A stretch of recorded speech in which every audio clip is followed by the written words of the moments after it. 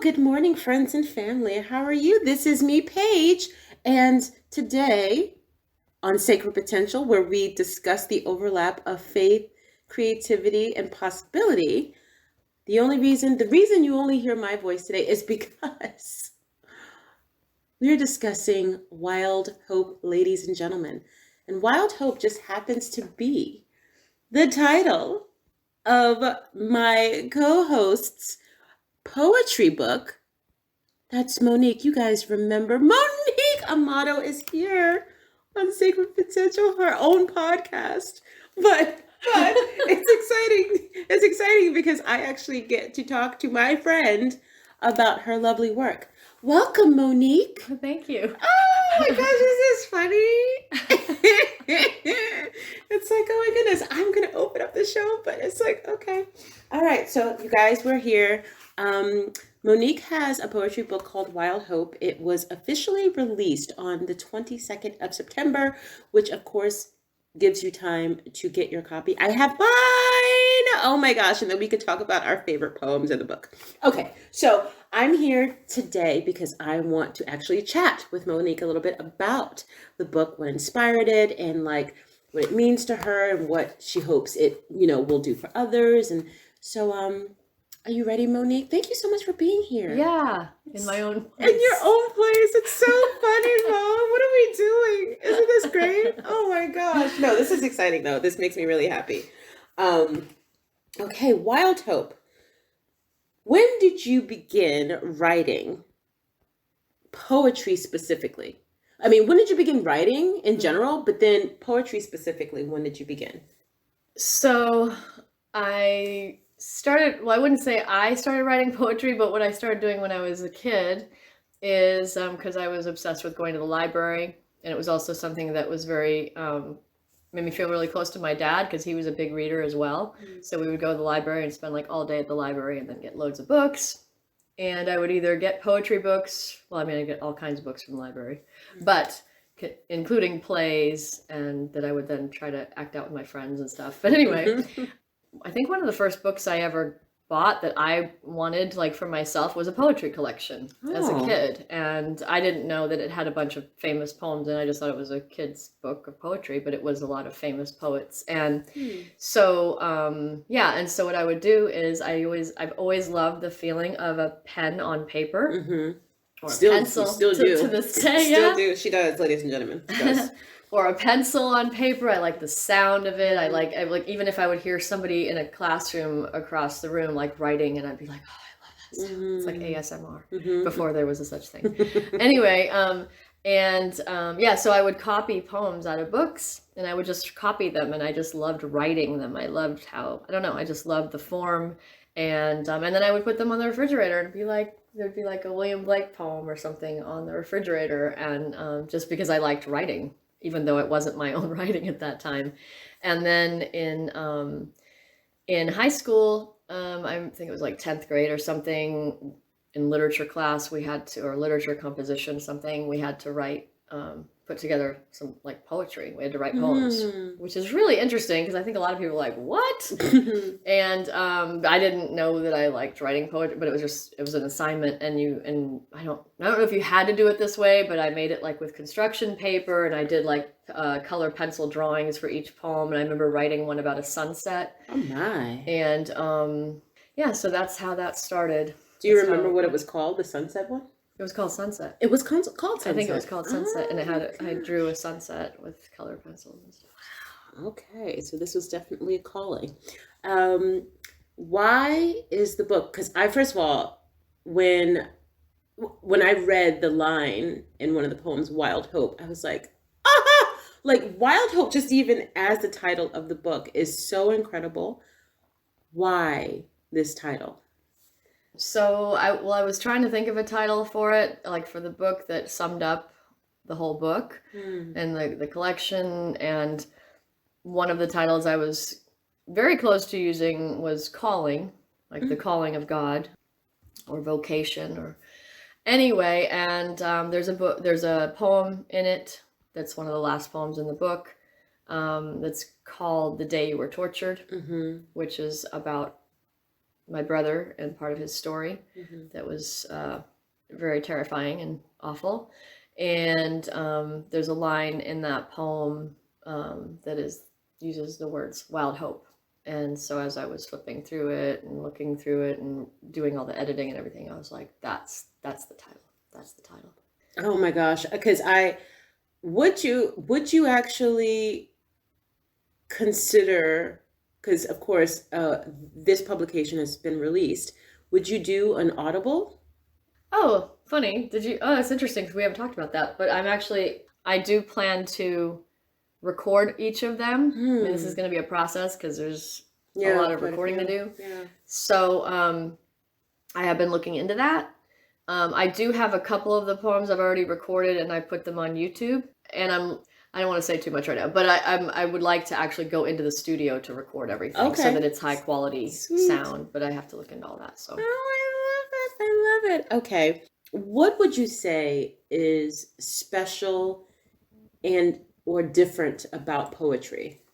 So, just as a quick heads up, you guys, if any of these questions sound familiar, there was a launch party. We did have a launch party for Monique's book. There were some technical difficulties that kind of like tampered with the audio. So for that reason, we're just kind of, I just wanted to be able to redo this interview so that people can have an opportunity. Those of you who actually were there, at the same time, those who probably didn't get to make it, we just wanted to have an opportunity to like for you guys to hear the questions and the answers to the so hopefully yeah, you guys can hear where Monique's heart is. It's funny too because during the launch party, one of the things I had to be very careful of is or try to be better at is not referring to referring to Monique as Mo, because like she's my friend, so that I always call her Mo, and I'm like, this is a professional evening. You are Monique tonight.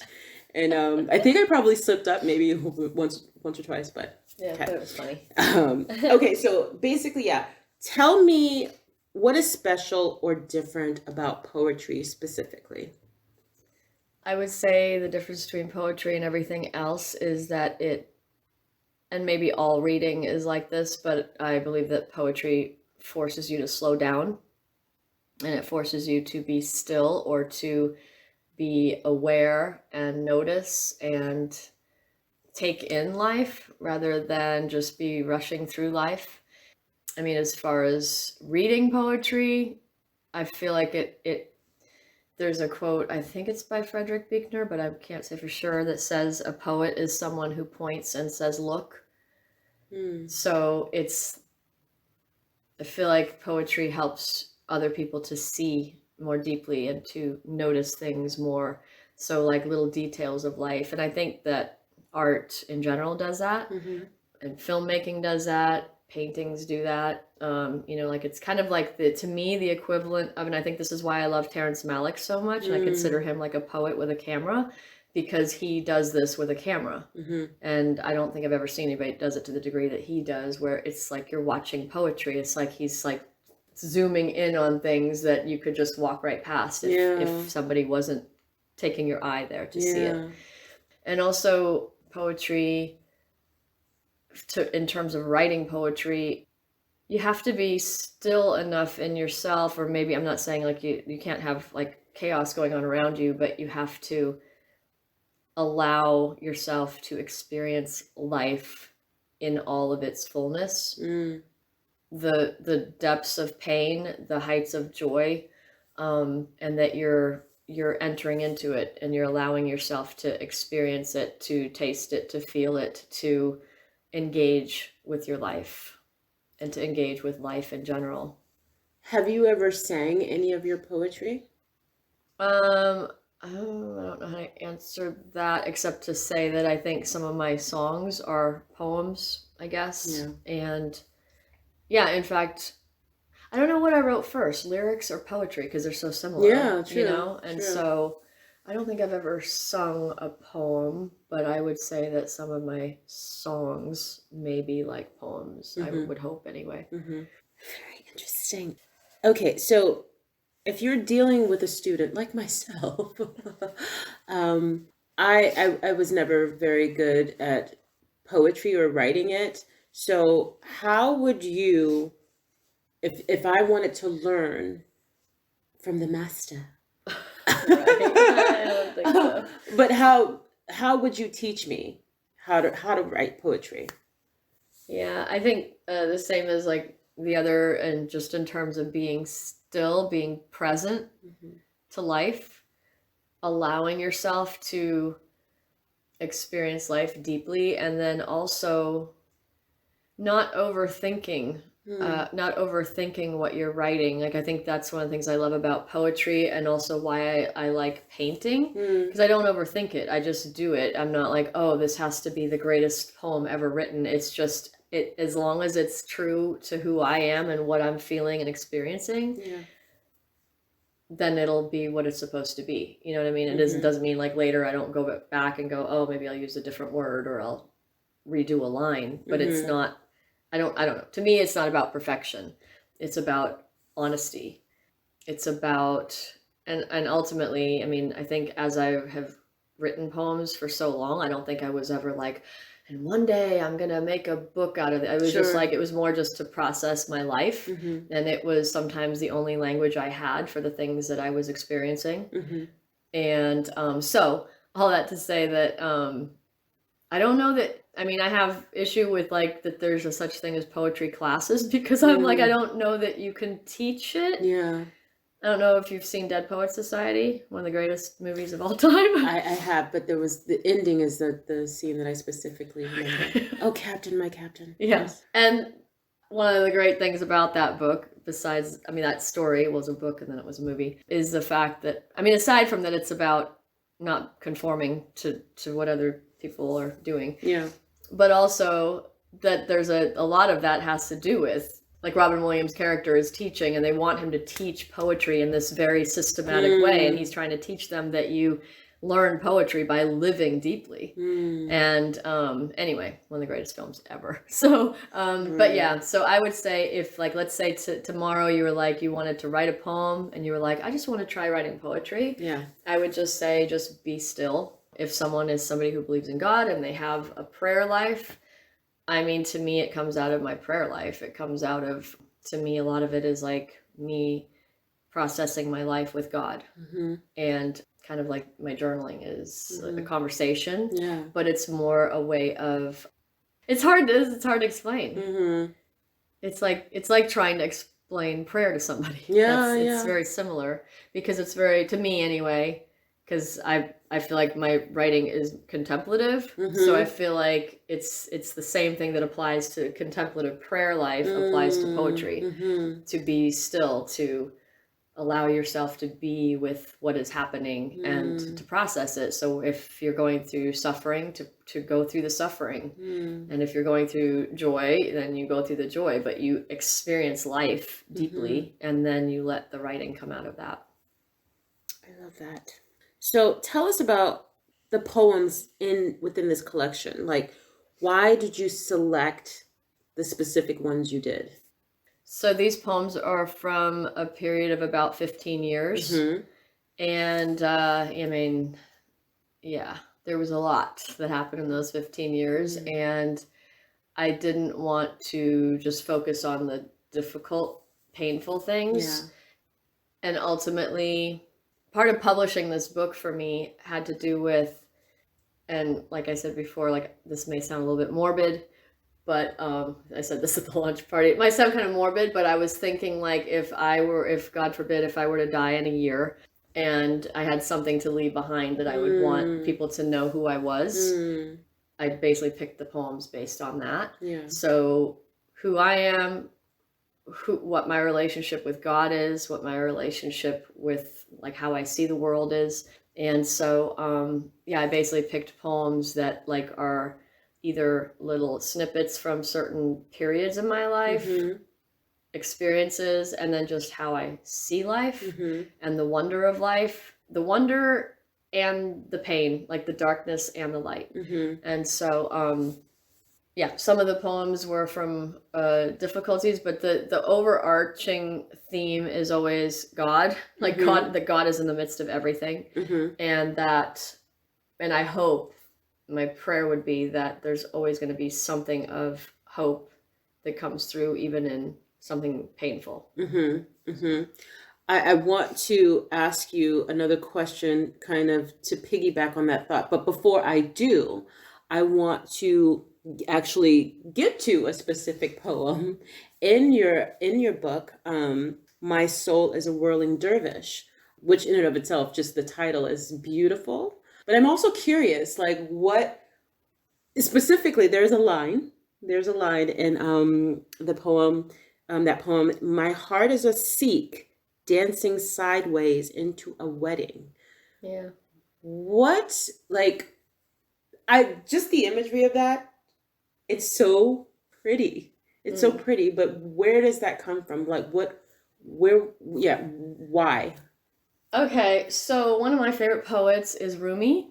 And it's like, I think everybody's heard of Rumi or read a quote by Rumi, or, there's just something so beautiful in the way that he expressed his love to God. Mm, And while he didn't necessarily share my exact faith in how I believe mm-hmm, in Christ that I know of, mm-hmm, I believe there was such a purity in the way he expressed his love to God. mm, And so anyway, so I, was looking into Rumi, and then I learned about, how that he was a Sikh, and that I guess he was a whirling dervish. So mm, whirling dervish, it's like, it's a way that I have friends who could probably explain this much better than me.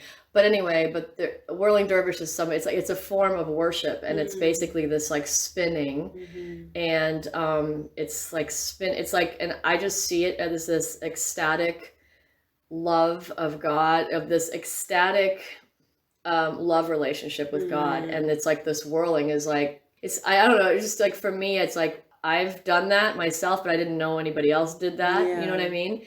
And it's just this, to me, it's like, I think of it as like a child that's Mm, just so full of joy and wonder, mm, mm-hmm. and is just like spinning around. Yeah. And to me, it's like, that's how I feel about God. And so when I see anything to do with world, I'm just like, that to me is such an expression Mm, of the joy of mm-hmm. God. Well, anyway, and then the line about my soul is a Sikh dancing sideways into a wedding.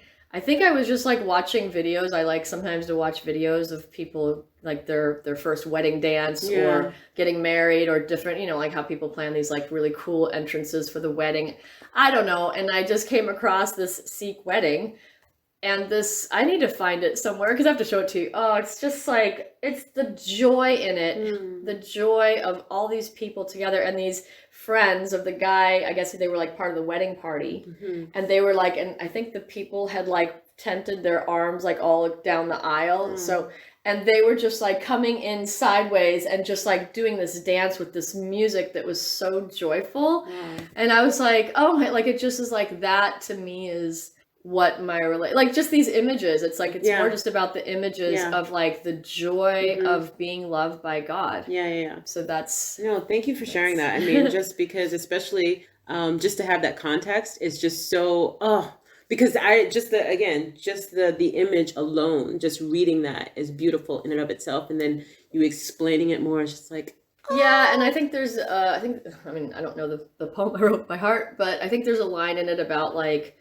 some may misunderstand about like, what mm, I'm even describing. yeah. And it's just like, but it doesn't really matter to me, because like me and God know what I'm Mm-hmm. referring to, you know what I Yeah. mean? So if somebody's like, what does that mean? Oh, Yeah. I thought Right. that's for them to work out with Exactly. themselves. Exactly. So now going back to the previous question, the to tag on to when you said not to be morbid or anything, but in like this book, Wild Hope was created because it's like to leave something behind. Like, okay, if in terms of like if you want to think like, oh, like just so that people can know, you know, Oh, sorry, it just reminded me of something. yeah.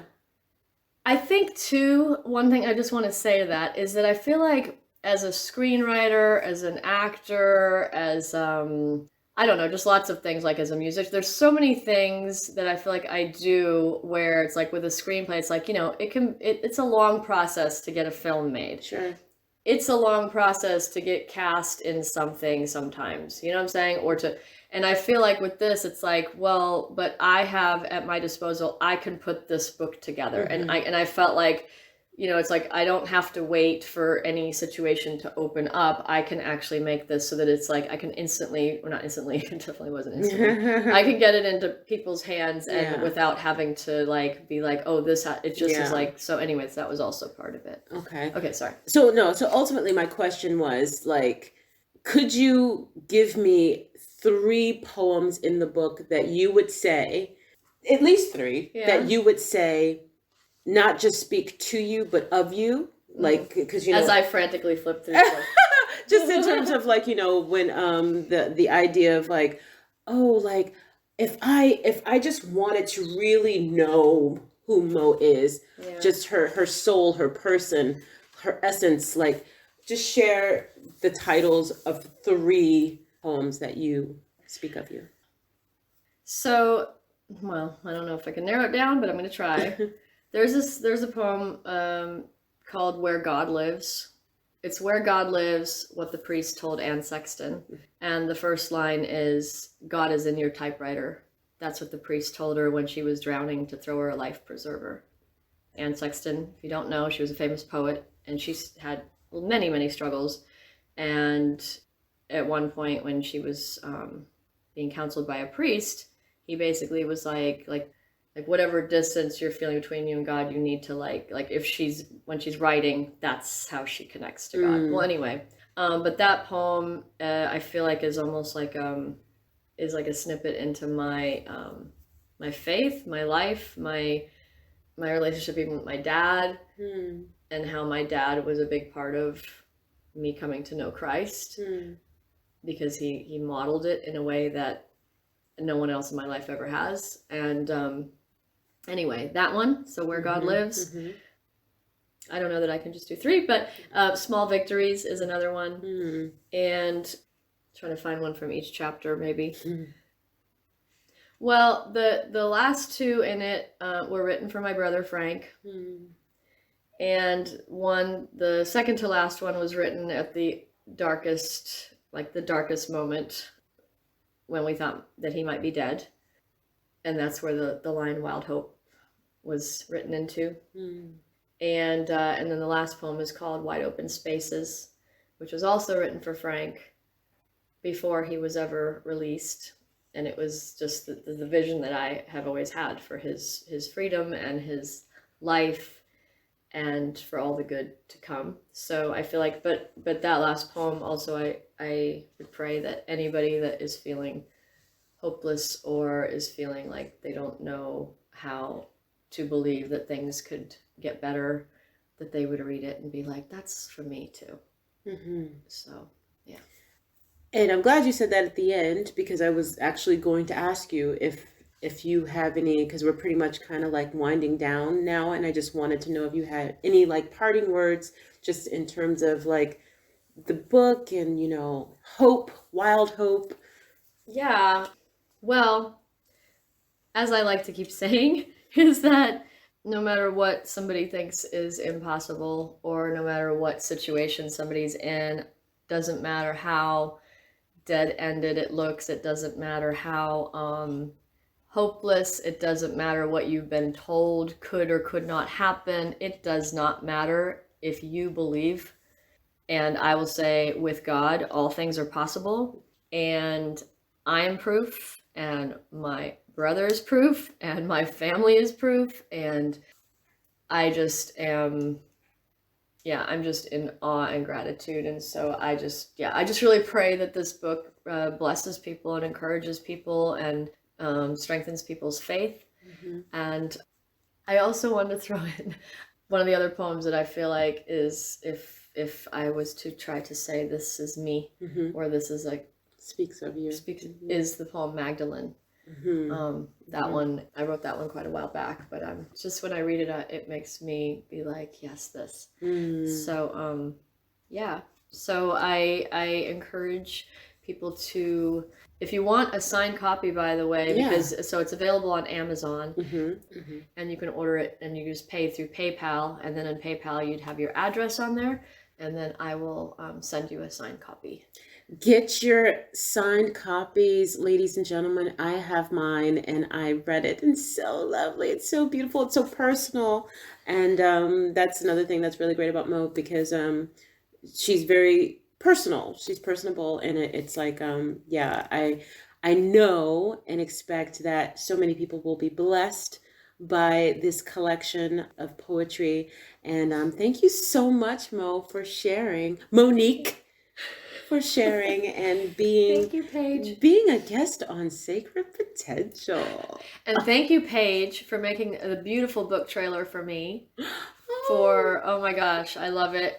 So many people were like, "Oh my gosh, how did you do that? Who did that?" It's like, it's Paige. It's her amazing editing skills. It was my pleasure. It's always a lot easier to do work when I am passionate about it, and it touches my soul. So. Yeah. And thank you for hosting my launch party. Oh, my pleasure. She did an amazing job. Oh, it was fun. It was a good time. Yeah. It was a good time. And Frank was there. Frank was there, you guys. Oh my goodness. It was a good time. I really enjoyed it. And thank you all so much for tuning in. We appreciate you. And my mom was there. Miss Ingrid was there. Oh, that's her mom. Yeah. I'm not allowed to call her Miss Ingrid. But thank you so much, Monique, for this time, and we love you and appreciate you. And ladies and gentlemen, wild hope, go get some.